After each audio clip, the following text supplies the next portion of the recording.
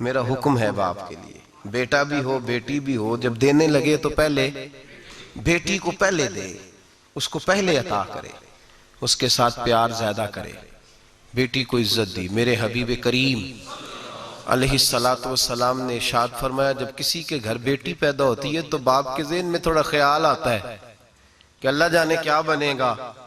मेरे करीम रसूल ने फरमाया, रब करीम हजरत जिब्रील को भेजता है, बेटी के सराहने खड़े होकर कहते हो, बेटी के बाप फिक्र न करना, इसके मामले में अल्लाह तेरी मदद फरमाएगा, रब तेरी मदद करेगा इसके मामले में जब बेटी आती है। मेरे भाई, ये एजाज मेरे रसूल ने अता फरमाया, बहन को, बेटी को।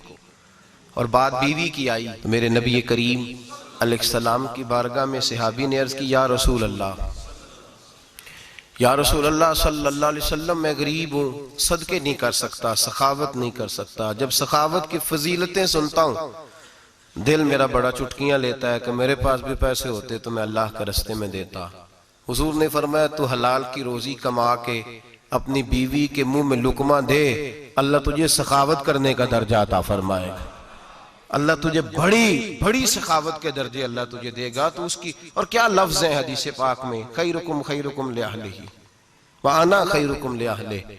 फरमाया, हाजी भी अच्छे, नमाजी भी अच्छे, सूफी भी अच्छे, दरवेश भी अच्छे, सारे ही अच्छे, लेकिन मैं सबसे ज्यादा अच्छा उसे समझता हूं जिसका अपनी बीवी के साथ सलूक अच्छा है, जिसका अपनी बीवी के साथ नरम रवैया, जिसका अपनी बीवी। और क्या इरशाद फरमाया, फरमाया वाना खैरुकुम लिअहलिही, घर जाके पता कर लो, मेरी 9 बीवियां हैं इस वक्त जो मौजूद हैं, फरमाया मेरा उन सब के साथ सलूक अच्छा है, सारी मेरे सलूक से मुतमईन। मेरे भाई, हुजूर ने एजाज दिया बहन को, बेटी को, बीवी को, औरत को, और मां के मामले में तो कमाल कर दी।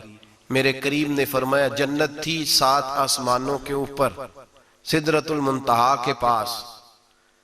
मेरे महबूब फरमाते हैं, जब रब ने मुझे इख्तियार दिया तो मैंने वो जन्नत वहां से खींची और मां के कदमों के नीचे ला के रख दी। वहां से खींच के गौसु जमा, कुतुबुद्दरा, मुहद्दिस आजम, मुफस्सिर आजम, शेखुल कुल, शेख तरीकत, वलिये वक्त भी अगर जन्नत उसने ढूंढनी होगी तो उसे अपनी मां के कदमों के नीचे से मिलेगी। इतना बड़ा एजाज भी को देगा, इतना बड़ा एजाज भी को देगा जो मेरे रसूल ने अता फरमाया है। मां होती है, वो वलिये वक्त के लिए, गौसे वक्त के लिए भी अगर उसने जन्नत लेनी है तो उसे मां के कदमों के नीचे से मिलेगी। मेरे रसूल पाक अलैहिस्सलाम ने औरत को एजाज दिया, फजीलत दी, अजमत अता फरमाई, और ऐसे नहीं रखा बीबी को। मेरे हबीब पाक ने फरमाया, जब औरत के पेट में बच्चा होता है पैदा होने वाला, तो अल्लाह उसे उतना ही सवाब देता है जितना तलवार लेके मैदान में जिहाद करने वाले मुजाहिद को सवाब अता फरमाता है। और अगर दौराने विलादत औरत इंतकाल कर जाती है, फौत हो जाती है, तो मेरे हबीब ने फरमाया वो ऐसे नहीं गई, वो अपने बच्चे की विलादत के मौके पर गई है तो अल्लाह उसे शहादत का दर्जा अता फरमाएगा। हर मौके पर बीबियां हाजिर खिदमत हुई। नबी पाक ने फरमाया, जो आदमी अजान सुने और जिस तरह मुअज्जिन कलिमे कहे उसी तरह के कलिमात दोहराए तो अल्लाह ताला मर्दों को 1 लाख नेकी का सवाब देगा अजान का जवाब देने पे। बीबियां आ गई, कहने लगी, हुजूर ये तो मर्दों का सवाब है, तो हम तो पीछे रह गई। मेरे हबीब ने फरमाया, घरों के अंदर रहना, अजान का जवाब देना, मर्दों को 1 लाख नेकी मिलेगी, तुम्हारे नबी का वादा है तुम्हें 2 लाख नेकियां अता फरमाई जाएंगी, तुम्हें डबल सवाब मिलेगा। शर्त क्या है? घरों के कुरान मजीद सूरह अहज़ाब आयत नंबर 33 अल्लाह फरमाते हैं, वकरना फी बुयूतिकुन्ना, ऐ मेरे महबूब की अज़वाज, ये हुजूर की अज़वाज के वसीले से सारी औरतों को पैगाम मिला। कहा, ऐ बीबियों अपने घरों के अंदर ठहरी रहो।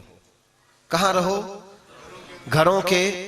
बीबियों को धोखा दिया जाता है। मेरी माएं बहनें बेटियां बच्चियां समझती नहीं बात को, धोखा दिया जाता है। कहते हैं लो मौलवी दिकियानूस हो गया है, ये सूफी दिकियानूस है, ये कहता है बीबी घर के अंदर कैद होके रहे। पर्दा तो कैद का नाम है, वो घर के अंदर कैद। बीबी सिर्फ मां बन सकती है, वो वजीर मुमलिकत नहीं बन सकती। और सिर्फ देखो ना, वो अमेरिका से नारा लग रहा है कि बीबी सिर्फ बीवी बन सकती है, वो वजीर नहीं बन सकती। बीबी सिर्फ बहन बन सकती है, वो सदर नहीं बन सकती। पूरी अमेरिका की तारीख निकाल के मुझे बतलाओ आज तक कितनी बीबियों को सदर बनाया उन्होंने, बतलाओ कितनी बीवियों को सर, क्या तमाशा है, धोखा दिया औरत को, और औरत उस धोखे में उनकी पता नहीं आई कि नहीं हमारी आ गई है। औरत वजीर नहीं बन सकती। बताओ इस वक्त जो अमेरिका की काबीना है उसमें कितनी औरतें वजीर हैं। इस वक्त जो लंदन की काबीना, उसकी टोनी ब्लेयर वजीर आजम गुजरा है बरतानिया का, उसकी बीवी की सगी बहन कलमा पड़ गई, सगी बहन कलमा पड़ गई। उससे बीवियों ने पूछा तू कलमा पढ़, क्यों कलमा पड़ गई है, क्या चीज पसंद आई है तुझे इस्लाम में? तो कहने लगी जो पर्दा मुसलमानों के नबी ने अपनी मानने वाली औरतों को दिया है, वो पर्दा बता गया है कि अगर औरत की कोई इज्जत है तो बीबी फातिमा के बताए हुए पर्दे में है। ये हाल मौके पे जिंदा मौजूद है औरत। उसने 2 जिल्दों में किताब लिखी है पर्दे की अहमियत पे, 2 जिल्दों में। हमारे यहाँ मुसीबत बनी हुई है, औरत उनके चक्कर में आ गई है। वो तो तुम्हें धोखा दे रहे हैं, वो तो तुम्हें तबाह कर रहे हैं।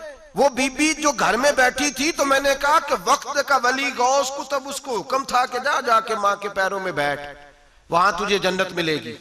वो बेटी जो बाप थका मांदा घर से बाहर आया था और मेहनत की कमाई कमा के लाया था, उसको हुक्म था कि पहला लुकमा बेटी के मुंह में देना, बहन के मुंह में देना। और वो खामा जिसको हुक्म दिया गया था कि तू बाहर से थक के आया है, चूर होके आया है, अगर घर में तेरी बीवी फिर भी कोई रवैया गलत करे तो मदीने के हबीब ने कितना कितना नरमी दी बीवियों के हक में। फरमाया ये औरत टेढ़ी लकड़ी है, इसे अल्लाह ने अकल ही थोड़ी दी होती है, अगर कभी बिगड़ जाए तो तू नरमी का मुजाहरा कर, टेढ़ी के साथ ही गुजारा कर, अल्लाह तुझे अजरे अजीम अता फरमाएगा। मेरे हबीब ने किस कदर औरतों को अहमियत दी, कितनी फजीलत दी, कितने उनके बारे में नरमी रखी। और औरत को कहा जाता है तू बाहर निकल, बाहर आ, बाहर आ, देख तेरे लिए क्या। कॉलेज में पढ़ता था, इम्तिहानात के दिन थे, तो बस में स्टूडेंट घुस जाते हैं। हम 8-10 लड़के बस के अंदर घुस गए, तो लड़कियां कहने लगी हमें भी बिठाओ। वो जो कंडक्टर था बस का, उसने कहा कि बेटी बहन लड़के आ गए हैं तो तुम इस तरह करो, तुम ना जाओ, तुम पिछली बस में आ जाना। लड़कियां जोर जोर से बोलने लगी, कहने लगी हमारे बराबर के हुकूक हैं, लड़के बिठाए हैं तो हमें भी बिठाओ, हुकूक जो बराबर के, हमें भी बिठाओ। अब वो मजबूर हो गया, पीछे हट गया। वो 8-10 लड़कियां भी चढ़ आई, लड़के सीटों में बैठे हुए तो कहने लगी उठो, शर्म नहीं आती, लेडीज को इज्जत दो, जगह दो। तो एक नौजवान बीच में से बोला, कहने लगा तुम्हारे बराबर के हुकूक है, हम खड़े होके जा सकती हैं, तुम नहीं जा सकती, बराबर के हुकूक है तो जबर भी बराबर का बर्दाश्त करो। चुप कर गई। कहने लगे आज के बाद ये ना कहना बराबर के हुकूक है, आज के बाद ये कहना कि औरतों की इज्जत के हुकूक है। बराबर के हुकूक मांगने में इसकी कमजोरी है। इज्जत के हुकूक, बैंक में बीबियां बिल जमा कराने आती हैं तो उन्हें इज्जत का हक मिलता है, इज्जत का।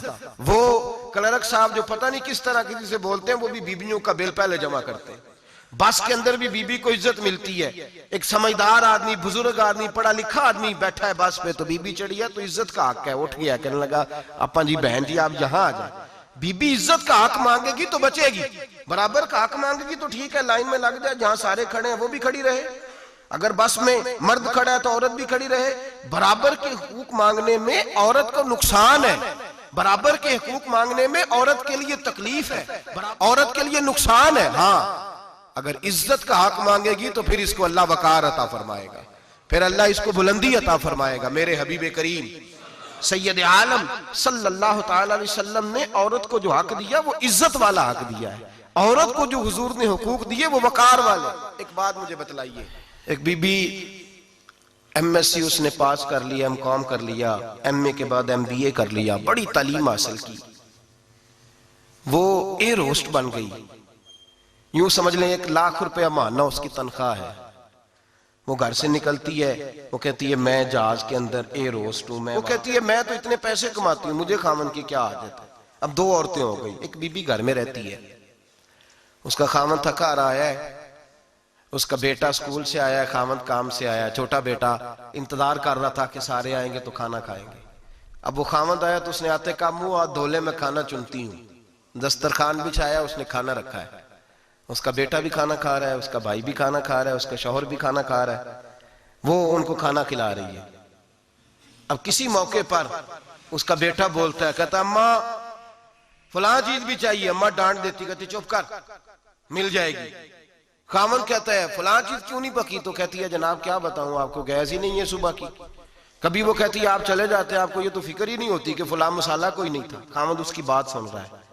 उधर वो एयर होस्ट है, वो भी खाना बांट रही है, अपनी मर्जी का लिबास नहीं पहन सकती।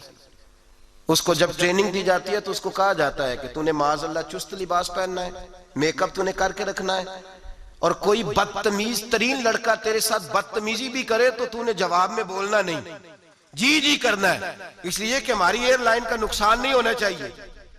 अब लड़के उसको बुला रहे हैं, फप्तियां कस रहे हैं, वो कहती है मैं बड़ी सियानी हूं, लाख रुपया कमाती हूं, मुझे क्या जरूरत है। ईमानदारी से दिल पे हाथ रख के बताना, वो बीबी जो घर में खाना तकसीम करती है उसकी इज्जत ज्यादा है, जहां जो जहाज के अंदर खाना तकसीम कर रही है उसकी इज्जत ज्यादा है। ये अपने दिल से बीबी कह रही है मैं लाख कमाती हूं, ये तो खामद मुझे 10 रुपए देते हुए 100 दफा बातें करता है। तुझे पैसे तो तेरी जेब में उस तरह नहीं आ रहे, लेकिन जो इज्जत तुझे घर में नसीब हो रही है, जो इज्जत तुझे घर में नसीब हो रही है। किसी बुजुर्ग से किसी ने कहा था कि जनाब दुनिया में रोटी खाने का मजा कब आता है, तो उन्होंने कहा रोटी खाने का मजा तब ही आता है जब अम्मा तंदूर पे रोटियां लगा रही होती है।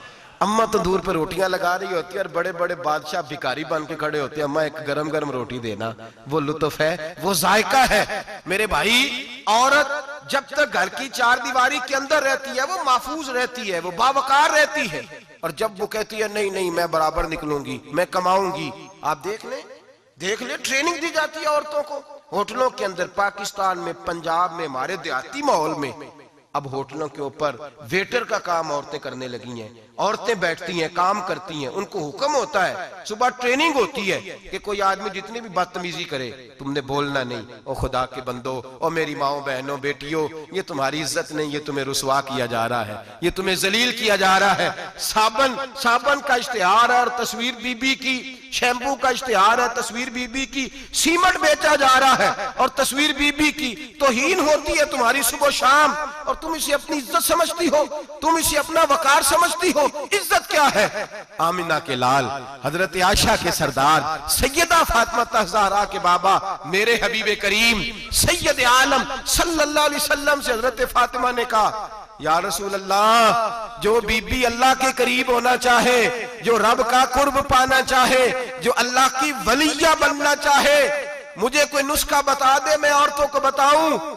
तो मेरे हबीब ने फरमाया, जो बीबी जितना घर के अंदर रहेगी, जितना घर के अंदर रहेगी, जितना घर के अंदर रहेगी, उतना ही वो अपने रब के करीब होती जाएगी, उतना ही अल्लाह का कुर्ब पाती जाएगी, उतना ही रब करीम की वलिया होती जाएगी, उतना ही अल्लाह तबारक व तआला उसे अपनी कुर्ब की मनाजिल तय फरमाएंगे। जितनी वो घर के अंदर रहेगी उतनी अल्लाह के करीब रहेगी, और जितनी सज धज के बाहर निकलेगी, जितनी सवरेगी, उतनी वो अल्लाह से दूर होती